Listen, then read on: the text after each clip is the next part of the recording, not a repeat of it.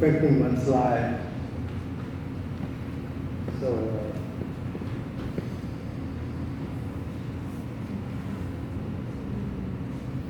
everyone faces problems in life, and that's why one suffers. One suffers of one's own life thoughts, embedded with greed and delusion. The Buddha said, mind is luminous, but tainted with transitory mental impurities. That's not the true nature of the mind. You let it embedded with greed and delusion, and then end up with biased thoughts, and you suffer out of it.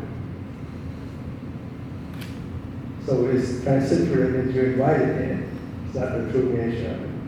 Yeah, but you forget to get rid of it.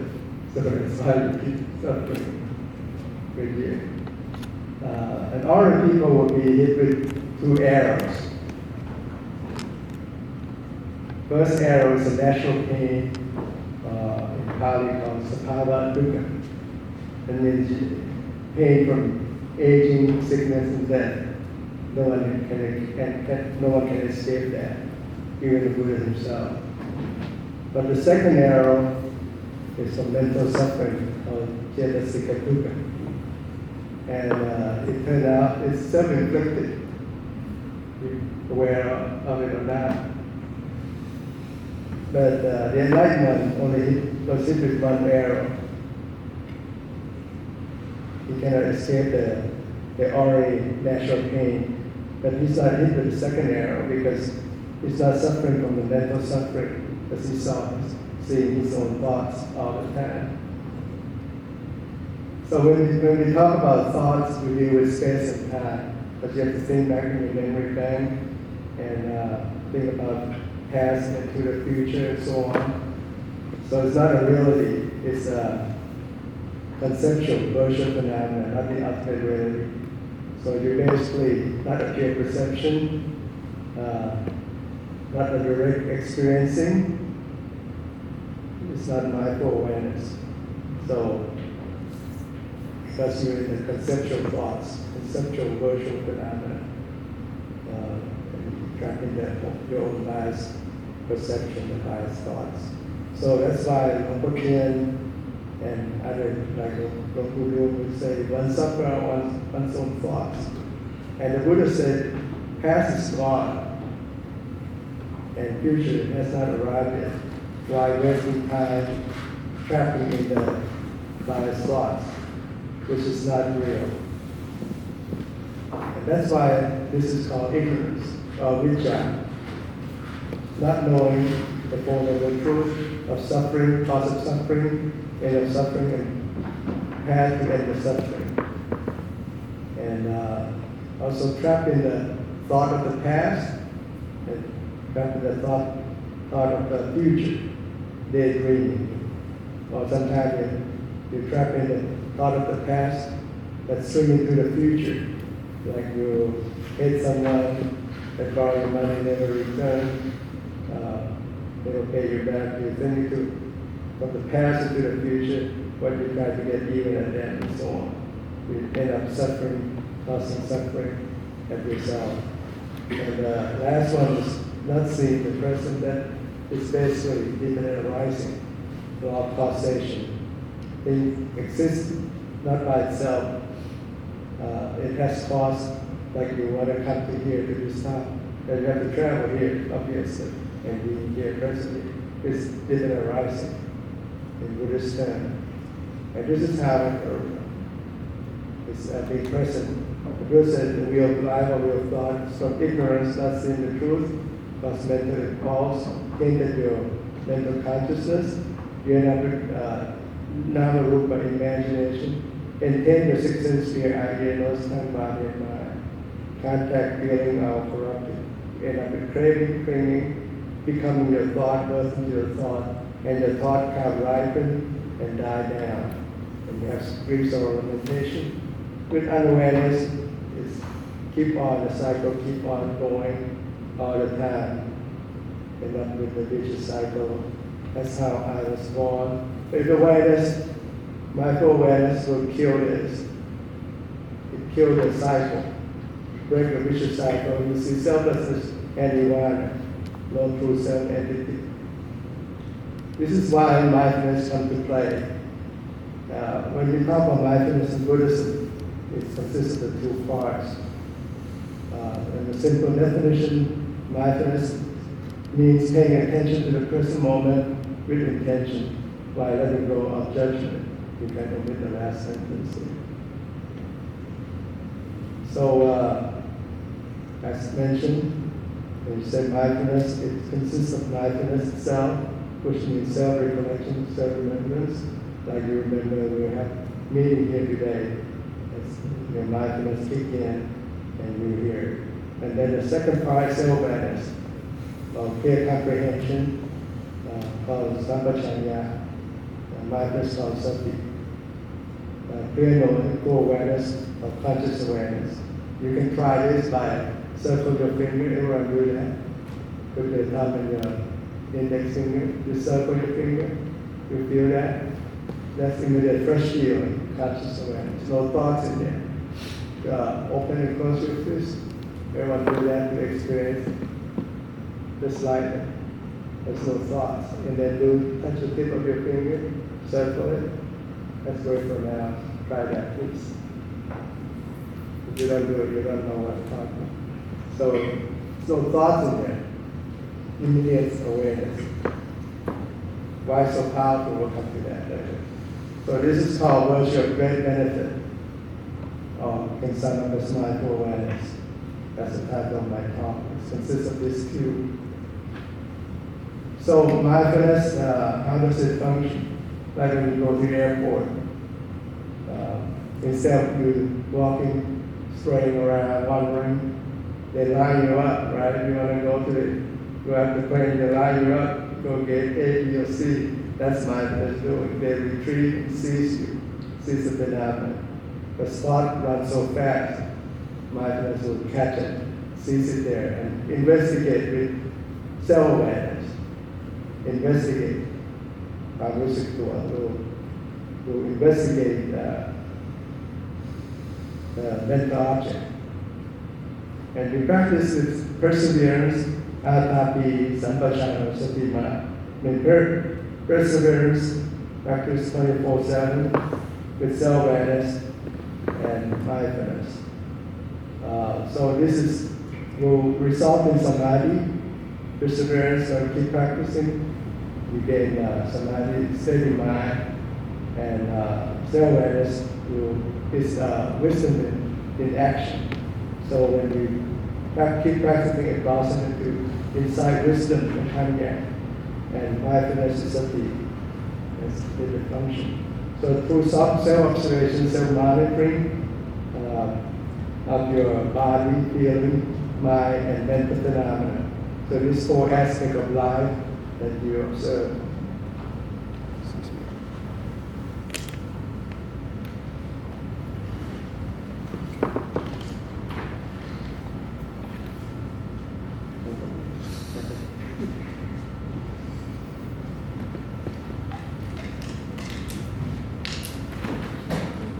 So by observing your body, feeling, mind, mental phenomena,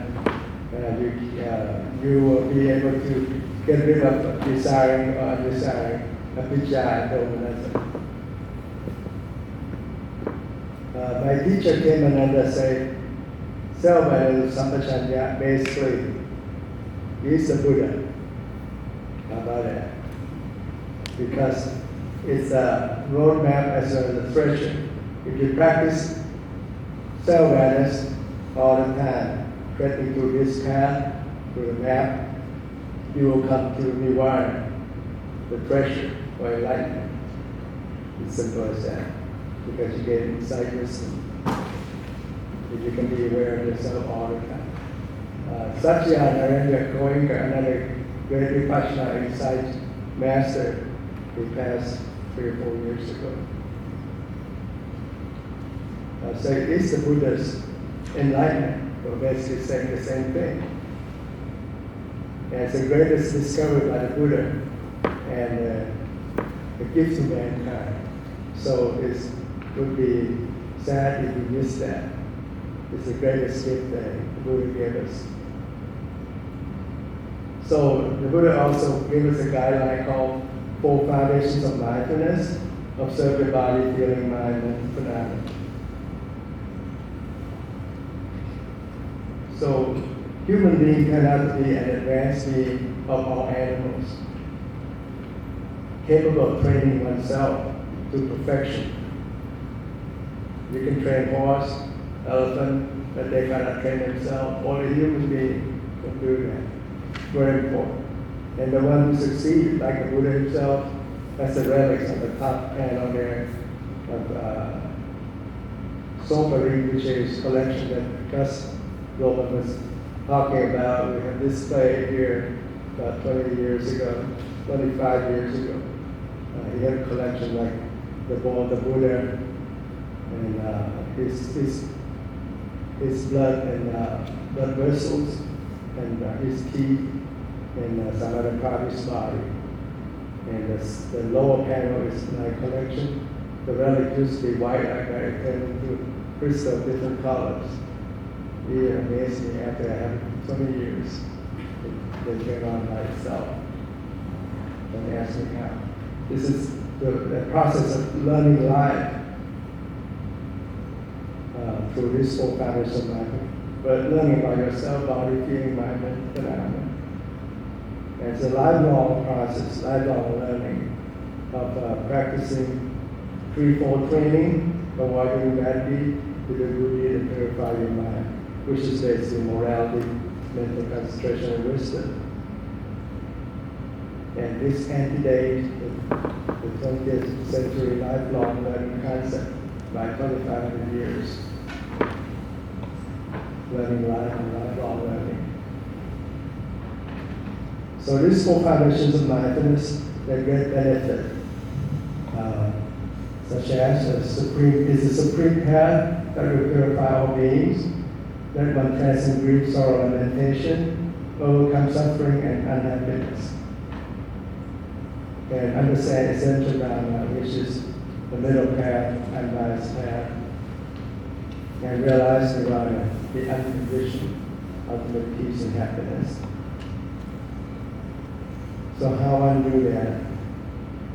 Again, to reiterate self-isolation of the body and mind, feeling, mental phenomena, with Tanphaichitr, Tanphaichitr, perseverance, self-awareness, and mindfulness, to get rid of desiring, undesiring, vijaya, and permanent. You can practice day and night, the formal practice, like Bill was demonstrating. Or informal practice you can do in your daily life 24/7. So our bodily motion, movement, if you embed mindfulness there, like circling your finger, you're aware of it.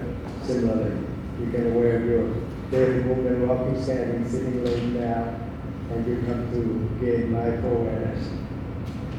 And when you practice being unbiased and observe, do not anticipate, do not indulge in what you encounter, not indulge in the thoughts that you're trapped in there, and not intervene, just simply see it, good or bad, just acknowledge it. And you set your mind with joy and bliss. Why so? Because joy will lead you to bliss automatically, and calming and happiness, which will be ready for steady mind to arise. So simply set your mind with joy, it leads you to steady mind automatically. But you can't do it when you get frowning or get angry at someone. And the result is you get samatha and vipassana, tranquility, mental concentration, and insight. And inner vision and insight wisdom. So we'll start practicing this rhythmic dynamic meditation, like that's what's mentioning. Kamkien was here 8 years ago. He's a teacher, Venerable Songsi, his disciple. He passed away 8 years ago. This next week, in 22nd, 8 years ago. Put your palms on your eye, okay, on your lap there. Feel your right palm up, be aware of it. Bring it up, be aware. Down to the tummy. Left palm, pick it up, bring it up. down to the tummy. Slide your right palm up, bring it out, bring it down, get it down. Left palm slide up, bring it out, bring it down. That's one side. Keep doing that, please. Through the rest of my talk, keep doing that. You can listen while you're doing this. It's to you gain self-awareness. This is self-awareness because you're aware of your bodily movement. Do not need to know left or right, and do not fixate your mind, your hand. Simply acknowledge the movement. No need to know left or right arm. Just know your body movement. That's the goal, to see the body movement. You come to see mind movement in such a way. So you can practice it like that, keep doing that. This you can do 24/7 this way. And you get insight, aware of your body externally and internally. Externally, you're aware of this hand movement, right? Internally, you know that you're sitting, you're not standing, you're not laying down, you're not leaning left or right. So you're aware of yourself externally and internally at the same time. And you can see the physical change that arise, endure, and cease, arising and ceasing all the time that happen in this body, even with breath, the body movement, basically reflect impermanence, imperfection, and selflessness. And you can acknowledge and be mindful aware of the body at your body. Body, just body, no person, no being, no self. If you say this body is yours, you should be able to command it. Do not get old, do not get sick, do not die. You can't do that. It just goes its own way. So you gain insight by seeing that. And you come to the drawing of craving and concepts, not thinking anything in this world, to aware of your body at your body. So by doing this, aware of your body, it awakens your body already. Simple as that. Same thing you can do with your mind.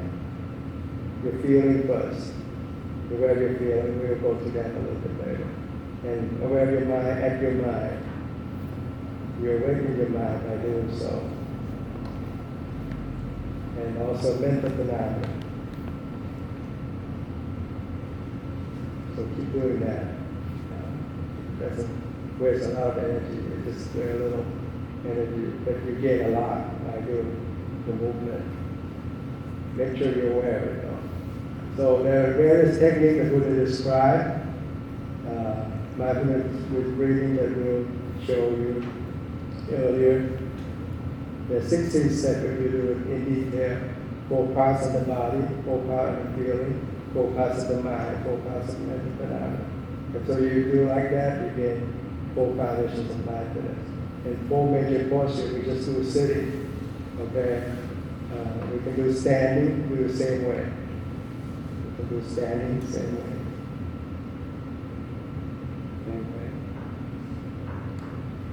Laying down at night, you can do the same way. But when you walk, you don't need to do this. Just walk normally. You can put your hand in your chest, or front or back, and then you can be aware of yourself that way. Just walk normally. And self-awareness is a subtle movement, stretching, bending, eating, drinking, and so on. We'll come to that. So the first 3 of this is about movement.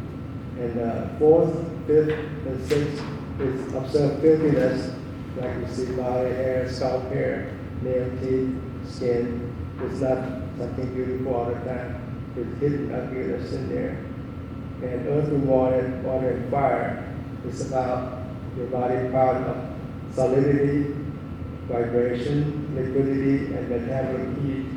That's 4 major elements. And 9 channel stage, what would happen if you die? You observe 9 stages of corpse, but you can't do it now because everyone gets involved and so on. So in India you can go to the cemetery and observe that in the old days. So we'll come a little bit to the self-awareness technique of Tanphaichitr. It's very powerful. The Buddha even singled it out because where this subtle movement gives you direct self-awareness of Tanphaichitr. Aware when you're stepping forward or backward, looking ahead or sideways, you're aware of it. Stretching and bending like you're doing now, rhythmic dynamic meditation. Getting rest, eating, drinking, chewing, tasting, urinating, defecating. So cover every part of your life. And also include walking, standing, sitting, or laying down, the four major postures. Waking up, talking, or remain silent. All this is about aware of yourself. Why so? What's the purpose? It's to do it, to awaken your body and mind, through aware of your body and mind. Aware of your body, awaken your body, aware of your mind, awaken your mind. Suitability, environment, suitable like in here, so on. But when you sweep the floor, or cooking, washing, walking, breathing, so about every part of your life. So the best place to practice meditation is not at temple, not at home, not at work, but at any place that you gain self-awareness. You understand? You can do it anywhere, anytime. So the domain of meditation basically is about your body and mind, or name and form. You become aware. So you can be aware of it all the time because it's your body and your own mind. Who else can see it? And the reality would let you see the universal mark of existence, impermanence, imperfection, selflessness. So this looks weird, but it has great benefit when you're aware of yourself. In public, you don't do it like this. You just circle your finger, touching, playing with your finger, kicking your leg. So some people just do it like that. So mindfulness is about, we talk about all that. And then what about the feeling? You feel physical or mentally? Physically, you feel comfort or discomfort. Mentally, you feel happiness, unhappiness, or neutral feelings. And you come to see whether it depends or independent of the five senses, sight, sound, smell, taste, touch, or it's independent, it's occurring in mind itself, those feelings, or feeling good or bad. And mindful of the mind, basically, you see the true nature of your mind. Whether your mind is with or without greed, hatred or delusion, is your mind manic or depressed, your mind steady or unsteady, your mind liberated or not liberated. You can see it yourself, no one can see it for you. So you set your mind to be joyful, you gain steady mind, and let go of those greed and delusion in your mind.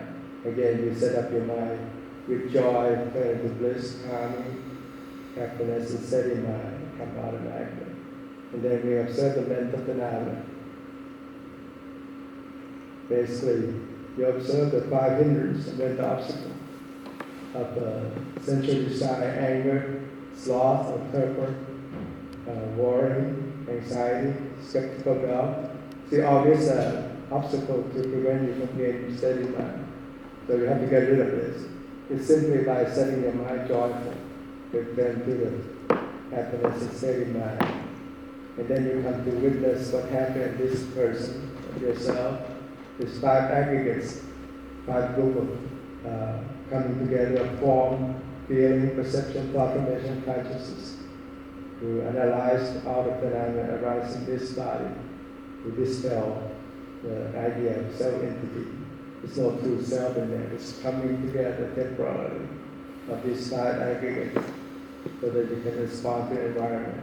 And six external internal sphere, awareness, body and mind, interact with sight, sound, smell, taste, and thoughts. And the seventh factor of enlightenment to come up with mindfulness, Dhamma investigation, with wisdom in action, with this self-awareness. And you gain, you put in your effort, you gain bliss and tranquility and mental concentration and equanimity. Your mind becomes equanimous, unbiased. And you see the noble truth, suffering, cause of suffering, end of suffering, the middle path to end suffering, in such a way. And witness the three universal marks, impermanence, imperfection, selflessness. And when you see that, you lead to insight wisdom, see things clearly as they truly are, a true nature thing. Become disenchanted, discern, and liberate in such a way. So this is why we do it, because it's a reverse engineering technique to catch one's own thoughts as it arrives.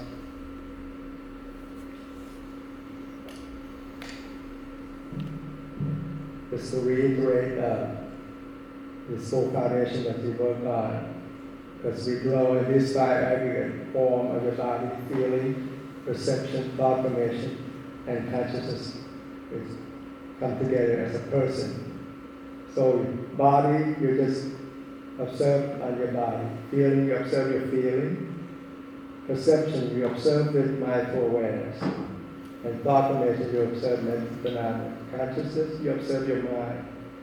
So basically, you observe yourself, not anyone else, and see how it functions. Your eye come in contact with sight, your ear with sounds, nose with smell, tongue with taste, body contact with touch, and mind with thoughts. And you cannot use your eyes to hear, or you cannot use your ear to see. It's specific organ, specific pathway. Like you see this, you see it's some sort of metallic thing or plastic. You don't know what it is until you gain it activates your mind. So the resting mind, called repository mind, or alaya vinyana, or Tanphaichitr, resting mind, it got activated with the corresponding consciousness. When you see things it activates high consciousness. You see the shape of it, but you don't know what it is. Your ear, the ear, if you don't know Thai, English, then you won't understand. If I talk Thai, you don't know what I'm talking about. See? So you need ear consciousness, and it has to be interpreted by your mind itself. Then the conscious convey to the mind conscious to interpret. Is he calling me or he's cursing at me, and so on. So interactive mind. The 18 elements how to work together. And this is how science comes to play. It coincides with the Buddha was teaching 2,600 years ago. Six sense organ, time, body, and mind, with corresponding consciousness. They become in contact, feeling, perception, pure perception, and then biased perception by that circle there. It generates ICAP, or 7-mesh hologram. And it turned out like the picture there, it showed the feedback loop 5 times stronger than the input. Into the visual center. It feedback to the midbrain 5 times stronger because of the self-concept, self-image hologram. And Professor Damasio, he's a prominent neurologist, say in parallel with generating mental pattern of an point object, the brain also generates a sense of self in the act of knowing. But the Buddha said no, it's 2 steps. It's sequential, not parallel. It ends up with craving. Craving with central desire, liking of this second noble truth that we learn. It causes certain thoughts and obsessive thoughts, with suffering. Because you didn't get what you want, that new dress, that new shoes, that new purse, and so on. Make you crave for it. But the Buddha says 2 steps. And fortunately, there's such, you can slice it, stop it with mindful awareness. When you do that, it's pure perception, no bias perception. So that's the third noble truth by itself. Like I said, that person consists of these 5 aspects, 5 skandha, of mental activities that you see. If you perceive it, perceptual processing, this Vedana Sanja, the pure perception, actively with mindful awareness, it will stop and remain neutral with pure perception. But if you let it pass, become passive, it just follow the stream. Become conceptual processing, or Sanja Chetana, become Rupa Sanja Chetana, this beautiful sight, beautiful sounds and so on, soothing sound, beautiful music, and so on, passive and biased. came right away. Or I don't like his voice and so on, because you lack of mindful awareness. So, and this has happened 2,600 years ago. To see, just see. To hear, just hear. To perceive, just perceive. In what you see through your eyes, your ears, your nose, your tongue, your body, and mind. To realize, just realize that the sight, sound, smell, taste, touch, thoughts, unbiased or neutral. So Paya, we should learn to understand such. Whenever you see, just see, hear, just hear, perceive, just perceive, realize, just realize. Such moment, so-called you will no longer exist. Very powerful. That means both over to the middle kind of practice. Whenever there is no you, at such moment, you will exist in this realm, next realm, or between those realms. He said, that's the end of suffering. And Paya understood thoroughly. He attained enlightenment in front of the Buddha with the shortest teaching. Nirvana. How about that?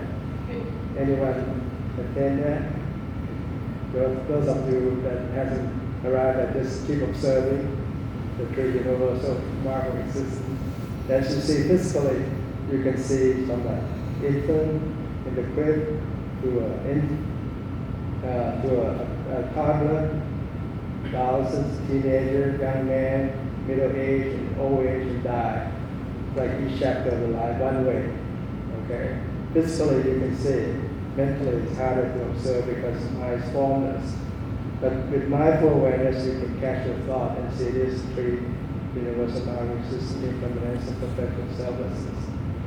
Because you don't see because the continuity obscure impermanence, movement, and you uncomfortably sit and move around, obscure perfection, and bundling obscure selflessness. And you can see that there's no true self there, physically and mentally. So in summary, you can practice 24/7 mindfulness, meditation with 4 foundations of mindfulness, with atapi, sampajano, sutima, perseverance, self-awareness, and mindfulness. Observe your body, feeling, mind, mental phenomena. Get rid of desire and undesired aspect of your life. Free your mind in that such a way. And so when your mind is clear, become steady, equipped with the insight, wisdom, observe the true nature of things as they really are, impermanence and perfection, selflessness, and lead to insight, wisdom. See the burden of clinging to self-concept. Learn to let go, become disenchanted of all the burden you're carrying around. Save your face, become discerned, and liberate. And that's the essence of what the Buddha was teaching. Okay. Thank you for your attention.